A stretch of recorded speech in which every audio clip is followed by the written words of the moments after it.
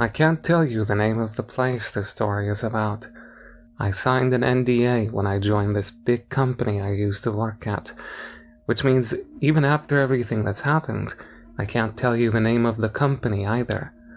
Just that it manufactured heavy industrial chemicals.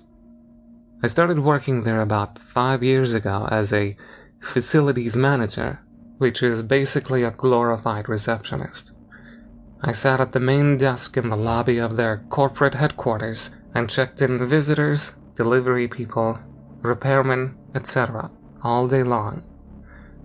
It was also part of my job to take care of the dozen or so vice presidents who ran the place from the 13th floor, scheduling meetings, setting up lunches, that kind of stuff. These vice presidents, they were very busy. The kind of people who'd keep losing things. Watches, keys, wallets. When I found them, I kept them in a drawer in my desk until I could figure out who they belonged to. It was a small part of my job, but it was humiliating. It was stressful work, but the pay was okay, and I needed the healthcare. I have a daughter, Sandra, and I'm raising her alone. She's almost grown now, but when this story takes place, she was only 13. Being a single parent means that when your car breaks down and your kid has to get to school and you're late for work, you don't really have anyone to turn to. You just go to work late. If this sort of thing happens enough, you get put on probation. And when you get your third strike, you get fired. Or in my case, you get a choice. The pink slip or the night shift. Not that that's much of a choice. I don't like the idea of leaving Sandra alone at night, but luckily, my manager told me I could bring her to work with me. She just had to stay out of sight and not make a peep. Sandra was a pretty quiet kid, so it wasn't a problem. Sandra mostly did her homework, then slept on this little cot in the first floor storeroom. We also watched videos on my phone when nobody was around. Sometimes I told her stories about the village we were from. She loved to hear those stories. I felt guilty, but I was grateful not to be in that big old 70s era building by myself at night. Sure, there was less work to do than during the day. I could take my night courses online when Sandra was sleeping. I was about halfway to getting my MBA then. It took a long time, but it was worth it. I don't know if you've ever been in an old office building at night. The kind of building where the HVAC system screams like a banshee when the furnace turns on, where the halogen lights in the drop ceilings flicker like sinister fireflies for no reason, where there always seems to be someone lurking in the next cubicle. It isn't fun, but after a while, I got used to it. And then, one night, I heard something in the elevator shaft, a rattling, which became a clanging. Sandra was doing her homework, sitting underneath my desk like she always did. She looked up and asked me what that sound was. I didn't know, but I smiled like everything was going to be okay. I got up and moved towards the elevator doors as the noise rose. It sounded like someone was trapped back there, trying to bang their way out. "Dad, be careful," Sandra said. I told her to get back behind the desk. Right when I got to the elevators, there was a slam behind them. I jumped back, and then the doors opened. The elevator had arrived. Everything had gone back to normal. I walked back over to Sandra, who was looking at me with concern, but she didn't look scared at all. Kids. The rest of the night was normal. I took Sandra home at 6 a.m. She got ready, then I took her to school. When I got home and crawled into bed, I got the phone call. They had found the body of one of the vice presidents on the 13th floor. I rushed back to the office. No one would let me see the body, but I heard it was gruesome. The cops had reviewed the security footage, and they wanted to know about the elevator incident. I told them what had happened. They thought it was pretty funny. I couldn't sleep at all when I got back home. The man who had died wasn't a good person. Like most of the senior staff, he treated me like I was disposable, but he was still a human being. That night, I told Sandra she had to stay home at night from now on. She was old enough to be by herself. I thought she'd be delighted, but she wanted to know why. When I told her, she said she wasn't frightened. I thought maybe she was a little excited. A mysterious death, a big adventure. She was staying home. I put my foot down. I thanked God later that I did, because that first death was only the beginning. One by one they died, the vice presidents. They would stick around after hours, working on some big client presentation or whatever, and they'd be found the next day splayed on their desk, curled up in the corner of the copy room, or pressed up against a boardroom window, their fists curled against the glass like they were trying to break their way out. They'd all died of asphyxiation. At first, the cops thought there was a problem with the furnace, but nobody could find anything wrong with it. Then, there was a matter of the dead man's skin. It had reddened, sloughed off, basically peeled away, like it had been exposed to toxic gas. I was there every night. It was terrifying. I would be too scared to leave my desk, so I'd put off taking a leak, then I'd run quickly to the restroom. One night, I swore I could hear someone in the next stall, speaking low and chuckling in a really nasty way. But when I got up the courage to throw open the stall door, there was no one there. A few nights later, the elevator wasn't working, and I had to go up to the 13th floor to turn off some lights, which had mysteriously turned on. You can bet I didn't want to do that. When I was coming back down the emergency stairwell, I heard the sound of dozens of feet coming down after me. I sped up, but they started coming faster, then faster and faster. I ran like hell, never looking behind me, not once. When I got back downstairs, I shoved an extra chair in front of the stairwell door, just to be sure. The last one was the worst of all. One night I was getting a report for a courier pickup when I saw a figure across the sea of cubicles. It was hunched over in the halogen light. It looked skinless, like it had been flayed, but it seemed to be smiling. Then all the lights went off. I screamed, went still, waited. I could hear the thing coming closer to me, closer and closer. I shut my eyes, and then the lights came back on. Slowly, I opened my eyes, and then saw that I was alone.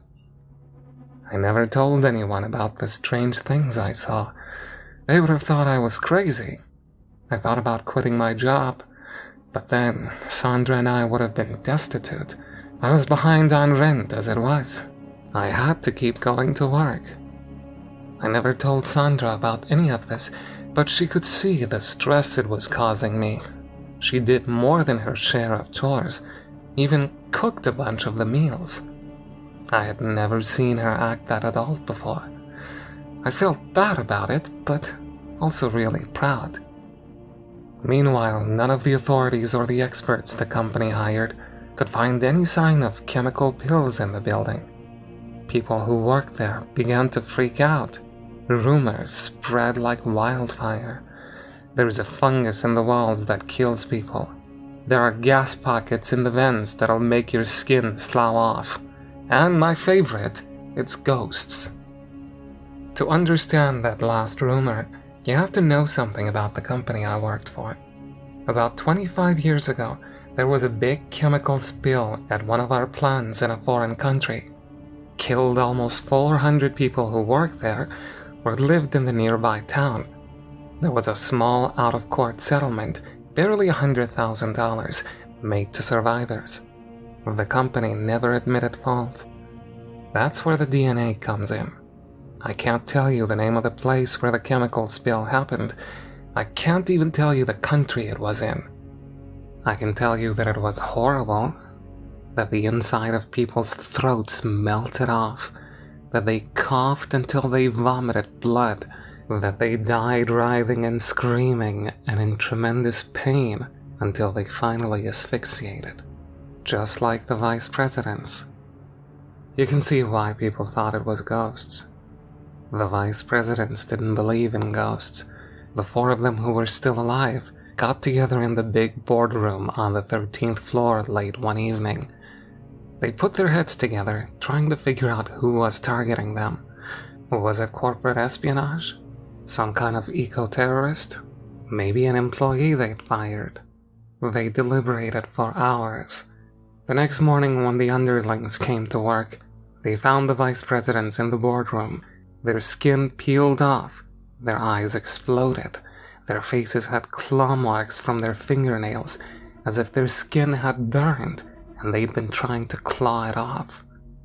That's when the company shut down the building, cleaned out the corporate headquarters, put it up for sale.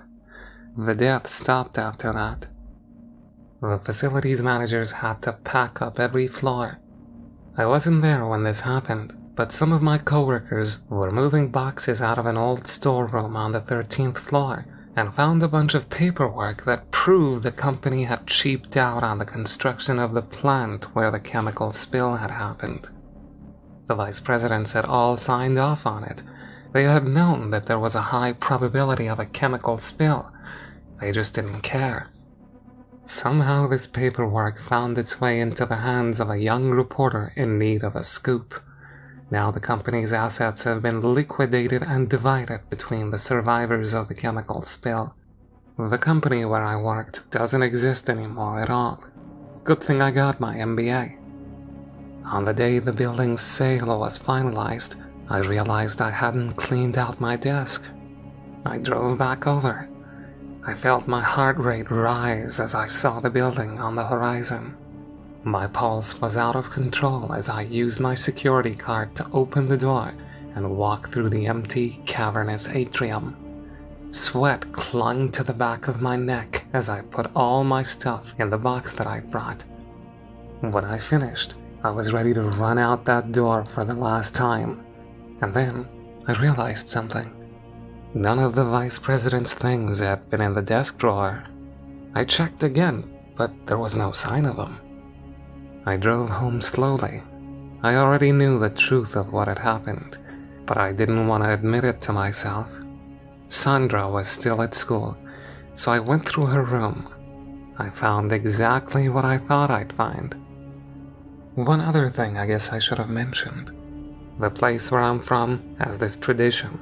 A lot of people my age don't believe it, but it's true. I now know it's true. If you find something that belongs to someone you hate, you can curse them with a death that they caused. It doesn't have to be a special object. Watches, keys, wallets, those all work. All the things the vice presidents lost and that I found and kept in my desk drawer. When Sandra came home, I'd already made dinner, a traditional meal from the village we were from. She sat down. From the look on her face, I could tell she knew what was coming. Before I even said anything, she gave me a sad little smile and said, "I'm sorry." I put the food down on the table and sat. I let her speak. "I was so angry when you took that job," said Sandra. "Working for the company that killed so many of our relatives and neighbors. I knew you didn't have a choice, but I was still angry. Then you brought me to work that first night, and while you were in the bathroom, I went through your desk. I was just looking for a pencil sharpener, but I found their things. Suddenly, I remembered what grandmother had taught me. She didn't want you to know, said you were too modern, too Americanized. But she taught me how to curse them, what I would need. Just a few simple herbs, and their things. When I saw what was in that drawer, I knew what I had to do." Sandra turned up her face. I could see she was crying silently. I wanted nothing more than to wipe away her tears, but I knew she wasn't done with her story. "I called them up, Dad. The ghosts. I didn't know what they were going to do, but I knew it would be horrible. I knew if I prayed hard enough, they wouldn't hurt you. Did they?" She looked at me, her eyes pleading. "No," I said. "They didn't. But you were really scared? Yes, I was really scared. Sandra hugged me, hard. I'm so sorry, Dad. I wish you didn't have to be so scared. But those men, they deserved it, didn't they? She looked at me again, waiting to see if her father would tell her she was a horrible person. They did, I said again, and wiped my daughter's tears away. You might be thinking that I shouldn't allow my daughter to get away with such a thing. Well, those men who were killed, they got away with something far worse for years and years and years. They had plenty of people, lawyers and politicians and PR specialists, to protect them. And Sandra has only me. But then, of course, Sandra can take care of herself pretty well. You might be wondering where I'm from, what kind of place has this tradition, and what you can do to avoid ever pissing off someone from there. But unfortunately, you'll never know. I can't tell you the name of the place I'm from.